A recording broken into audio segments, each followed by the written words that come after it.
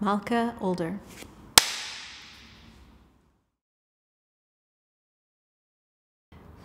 It's a good question. I think science fiction for me, I prefer often to use the term speculative fiction because it's a little bit broader. Science, some people like to tie it quite closely to the hard sciences. I'm a sociologist, so I read science in a broad way, including all different kinds of science. So I would say it's fiction that takes some inspiration from something that is different from the way the world is right now. A very broad question, but an interesting one, because one of the things that I try to imagine when I think about artificial intelligence, particularly with the story that I wrote for this festival, is to really think about how an intelligence could be different from ours, from the way that we tend to think about intelligence. We tend to think about a very human perspective, and also I think there's a tendency to narrow it down, and we try to expand on it and talk about people having emotional intelligence or creative intelligence, which I think is a good start. But often when we think about intelligence, particularly in the sense of technology, we like to imagine something that is rational and logical and hard in that sense of being almost exogenous and able to be tested and very clear-cut. And I think that that's a really facile and problematic way to think about intelligence, that we need to understand that it's much more subjective, that it's much more changeable, that there are very different ways of being intelligent about the world around us.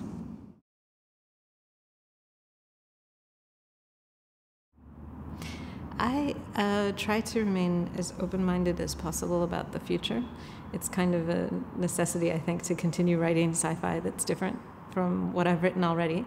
So I try to imagine that a lot of different futures are possible.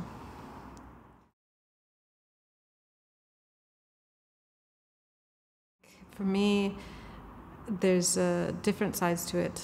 Personally, the advent of social media and the way that we interact with people who are often far away or very different from us, the ability to translate things very easily, the ability to communicate across some of these divides has helped me in a lot in my writing to have different kinds of inspiration, to have a kind of collage of inputs that's sometimes much broader than you might get without having that access.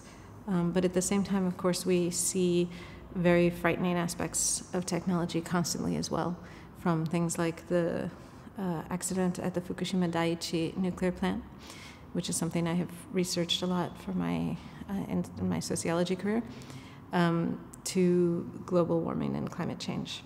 And so I think that that also adds an element of urgency and an element of underlying fear to the things that we create.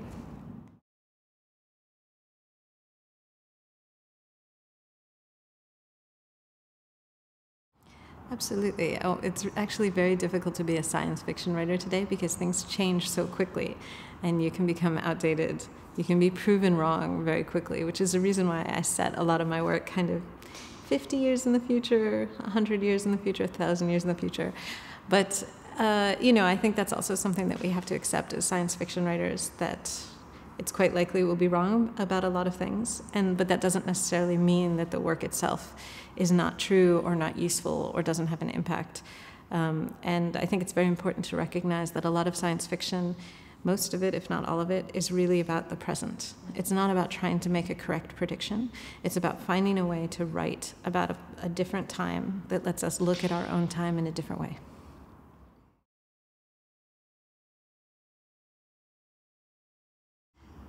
At the moment, the way AI stands, no. I don't really see that it's particularly useful. And I think that a lot of the AI that's developed now is developed from a perspective that's, in a lot of ways, anti-creative. I'm the person who, when I see on my email Google trying to fill in the end of my sentence, even if they're right about what I want to say, I type it myself anyway because it makes me angry that they're trying to tell me. Although I will say also it's very useful when I'm working in a different language, when I'm trying to write an email in a different language, to see what they suggest. So I will give them that. But to mention that we do use AI constantly in our lives and even in our creative processes, because we do have things finishing our sentences. We do have algorithms suggesting what we're going to watch next on Netflix, or what music we're going to listen to that we would like on Spotify, or whatever it is. So even though I would not, at the moment, and if they come up with different AIs in the future, maybe I'll find something very useful. But at the moment, I would not choose to use an AI assistant in some clear-cut way. I know that certainly AI and algorithms are in the world around us, influencing everything that I intake, and therefore influencing my creative process.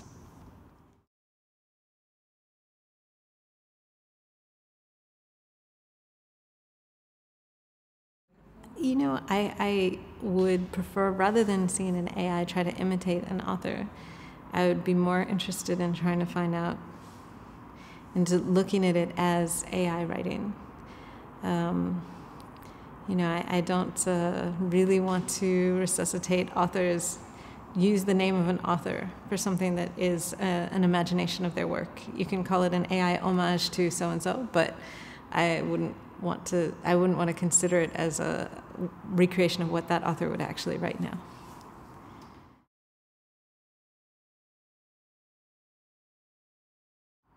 I would like us to be more specific about the term AI itself and more rigorous about the way it's used. I think particularly in the popular media, we see a lot of exchange of the words of AI and robot, which are not actually interchangeable. And I think AI is used both sometimes too broadly and sometimes too narrowly, so that we forget that we have these algorithms that influence our lives in so many ways, on the one hand, because we think of AI as this ultimate machine that is so advanced and untouchable. But on the other hand, people also talk about AI in this sense of, it's about to come and take over the world, without being realistic and narrow about the things that right now can and cannot be done in AI. We don't really have good terms for distinguishing between sentient and not sentient AI, which is one of the big sort of debates that we see on the horizon. So I think we need that word itself both dissected and kind of pinned down a bit more.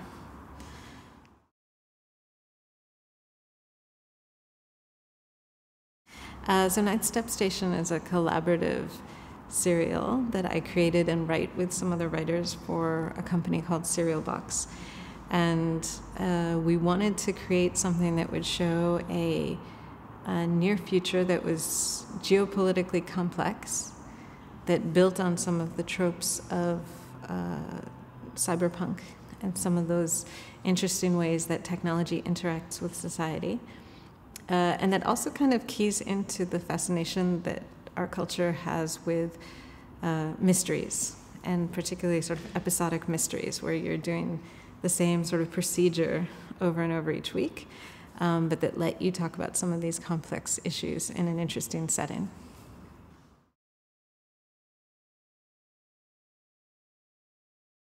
There's probably many that I haven't thought of, because as I said, I think I find social media quite enriching in the way that it allows us to connect to other people and broaden our experience.